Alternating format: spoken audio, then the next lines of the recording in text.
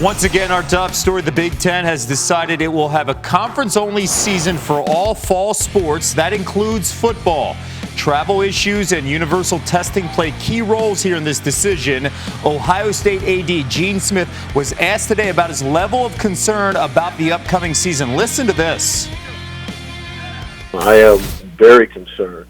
I think in our last conversation, I was, cautiously optimistic. I'm not even there now. So I am concerned that we may not be able to play, which is why we took the measure that we took in order to try and have September available to us for conference games and give us the flexibility and control to handle disruptions if we're able to start a season. We just didn't respond to our opportunities that were provided to us. People need to follow the protocols and give our kids a chance to compete.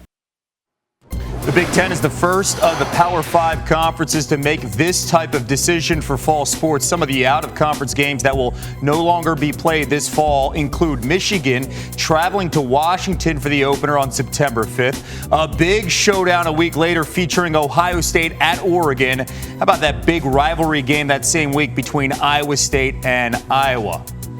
College sports reporter Heather Dinich joining us now with much more on this story. Heather, what else have you learned about this decision by the Big Ten to stick to conference games only in the fall?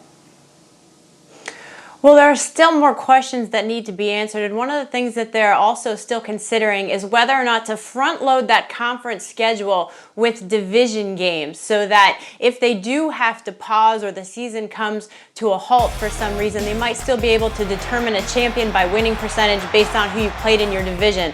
Ohio State Athletic Director Gene Smith, who you heard earlier, said that next week they'll really dig into some of those questions a little bit further. He said they would like to see 10 conference games played, and he's hoping that that's a result that they'll be able to announce next week. 10. Wow. Keep in mind, though, with the Big Ten, staying in conference, no Wisconsin Notre Dame. That matchup in early October at Lambeau, that is out the door.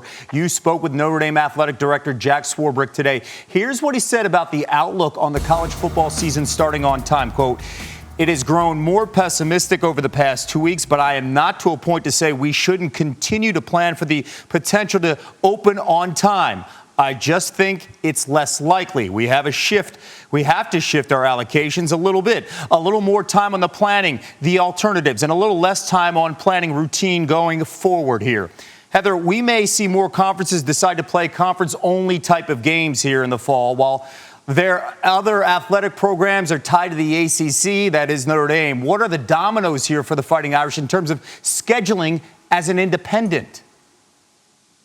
Well, if I'm Jack Swarbrick, not only am I watching the ACC, I'm watching the Pac-12 because you've already lost a game against Wisconsin. And then if you also look at the Pac-12, they play Stanford and they play USC. So if that happens in the Pac-12, you lose 3 conference games. I think what happens in that scenario, knowing the relationship between the ACC and Notre Dame, is the ACC says, hey, you're already playing 6 games against us, and John Swofford and Jack Swarbrick kind of shake hands, and Notre Dame fills the rest of its schedule with ACC teams. Yeah, we'll keep an eye certainly on that and how that plays out for the ACC. Heather Dinich on college football and the decision by the Big Ten.